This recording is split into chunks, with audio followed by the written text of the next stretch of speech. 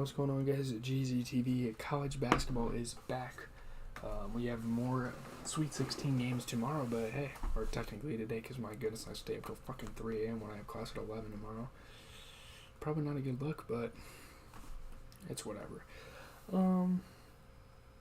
We had 3 good games today. We're obviously not going to talk about the UConn-Arkansas game because that game was terrible. But, man, these were some really good games. We're going to start with Michigan State and Kansas State. The story of the Lowdown Lil Baby Song team is what people are calling the Lowdown team, I guess. They're still dancing. I think they have a chance to win this whole thing. After seeing them play. Marquise Nowell breaks NCAA assist record. KSU beats MSU by 5 in overtime. Our first overtime game, crazy enough, in the entire tournament. Marquise Nowell walked the ball off the floor with the score tied in the final minute of overtime and exchanged animated hand signals with his coach, Jerome Tang, who is definitely a fan favorite in this tournament. Marquise Nowell, he has NBA potential. I know he's only 5'8", but he is absolutely hooping right now. He's such a pro out there. The way he moves the ball, his court vision is incredible. From looking at the MSU Spartans, we had Hoggard with a 25-point performance. He shot 50% overall. Not really much more he could have done, but, guys like Sissoko and Cooper off the bench definitely didn't play too well. I think it's really cool to see Joe Hauser out there hooping. Sam Hauser's brother. They used to play on Marquette together, I believe. Either that or it was Wichita State. I can't remember, but yeah. It's really dope to see him. Obviously, his tournament run this year ends, but great game for the KSU Wildcats. I think they're looking fantastic.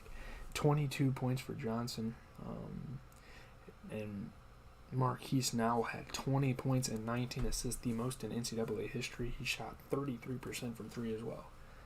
And he had the game-clinching steal. He plays like a pro. 5 steals. This is a team that had 10 steals, man.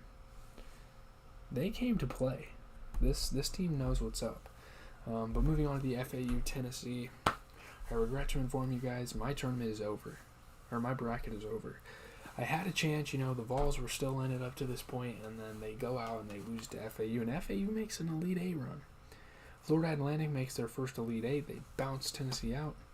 When the horn sounded on the greatest victory in the history of Florida Atlantic, Athletics, Nick Boyd and Brian Greenlee hopped onto the press row table to celebrate, and they're here. They've arrived. They beat my tournament favorite Tennessee Vols. Obviously, the Vols not having their star point guard has impacted them throughout the tournament. They've had a couple of scary games, but man, I thought they could have won this. They just kind of gave it up. You look at Florida Atlantic, you get a 15-point game for John L. Davis. You get a 12-point game for Boyd. You get 11 for Forrest, shooting 50% from 3. Just a teamwork game. The Vols played terrible. 10 points for James, 33% three-point shooting. 10 points for I do off the bench, 80% shooting. That's it. They have guys like Nick Amoa, who came off a 27-point game, one of the most inconsistent players I've seen in this tournament.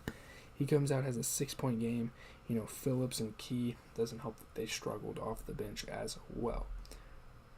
But the game that everyone's talking about, Gonzaga, UCLA, the final game of the night. This game was incredible. Gonzaga beats UCLA by 3 in Sweet 16 on an insane Strother shot. I think his name's Julian Strother.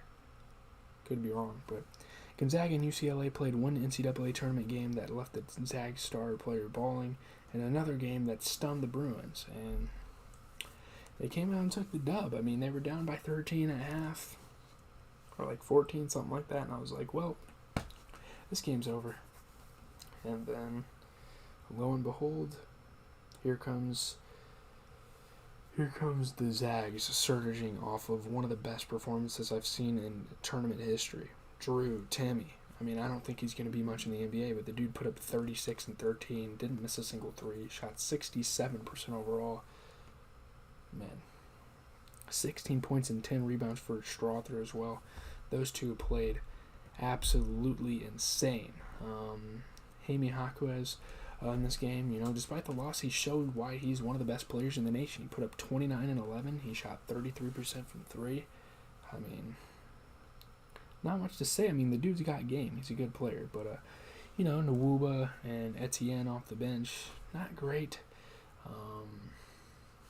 UCLA's faced a lot of tournament woes over the years. I don't really have anything else to say. You know, leave a like, comment, subscribe. This is a short little video. We only have 4 games a day now, and there's only 3 games that were good. Hopefully all 4 games tomorrow ideally are good.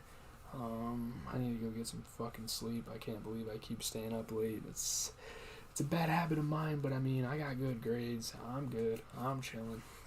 Tomorrow we're going to be talking about Outer Banks.